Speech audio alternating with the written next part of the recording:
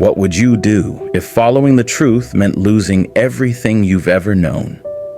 Today, we share the story of Aaliyah, a young girl who made the most courageous decision of her life, choosing light over darkness, even when the cost was unimaginable.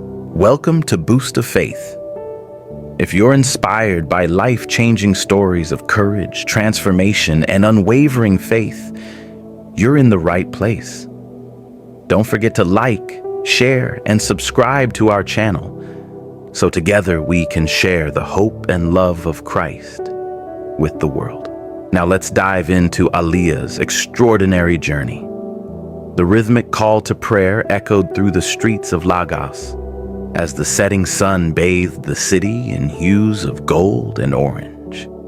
14-year-old Aaliyah adjusted her hijab, her head bowed in reverence as her family completed the evening prayers. Her father's deep voice recited verses from the Quran, each syllable rolling off his tongue with practiced precision. As the youngest daughter of Imam Abu Bakr, Aaliyah was raised in a household where faith was not just a belief, but a way of life.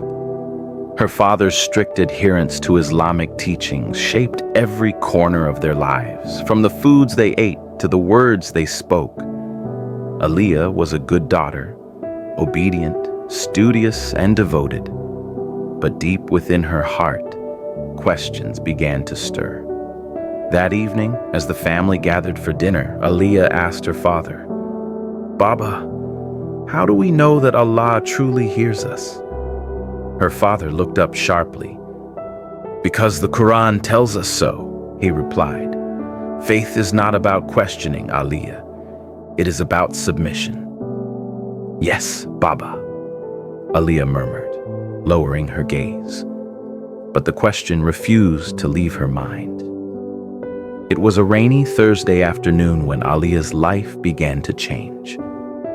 On her way home from the market, she spotted a girl standing by a street corner, sheltering from the rain under a frayed umbrella.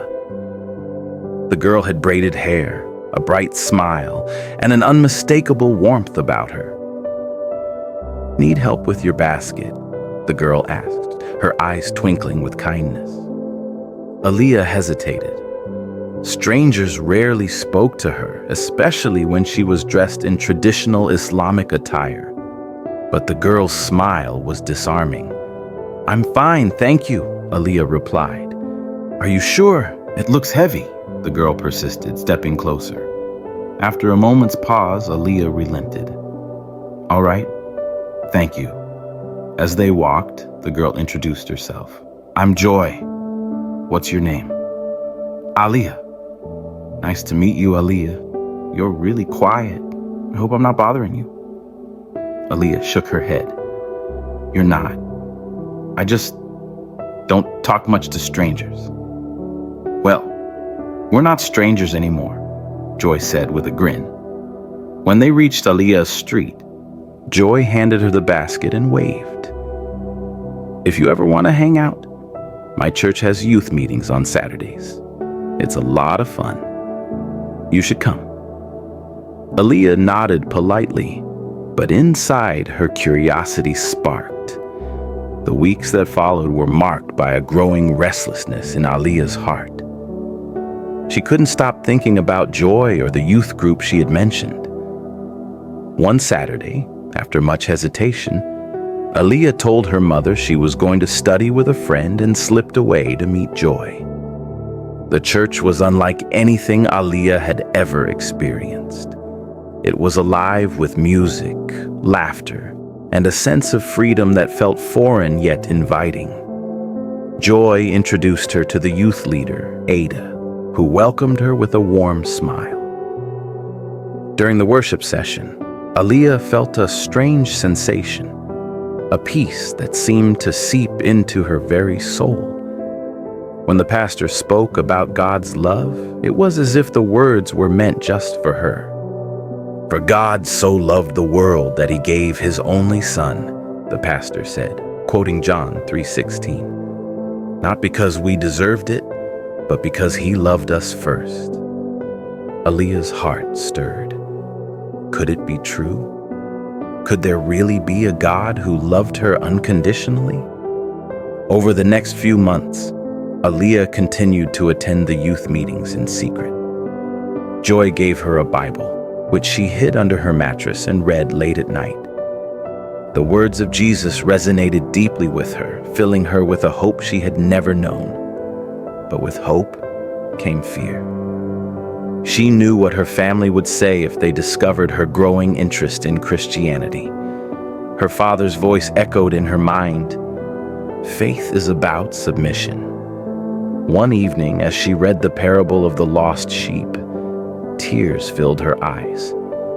She felt like the sheep that had strayed, and the idea that Jesus would leave the 99 to find her was overwhelming. "Jesus," she whispered, "if you are real, show me." That night, Aaliyah had a dream. She was standing in a vast desert, thirsty and weary, when a man clothed in white appeared before her. His eyes were filled with compassion, and his voice was gentle yet firm. "Come to me, all who are weary, and I will give you rest," he said. Aaliyah woke with a start, her heart pounding. The words echoed in her mind. She knew it was Jesus. Declaring her faith was not easy. When Aaliyah told her family about her decision to follow Christ, her father's anger was immediate and unforgiving. "You have brought shame to this family," he said, his voice trembling with fury. "You are no longer my daughter." Her mother wept, and her siblings turned their backs on her. Aaliyah packed her belongings and left home, tears streaming down her face as she walked away from everything she had ever known. Joy's family welcomed her with open arms, and the church became her new family. But the pain of losing her loved ones was a burden she carried every day. Despite the challenges, Aaliyah's faith grew stronger. She was baptized and began attending Bible school, immersing herself in the Word of God. She also started sharing her testimony, speaking to other young people who were searching for hope and purpose.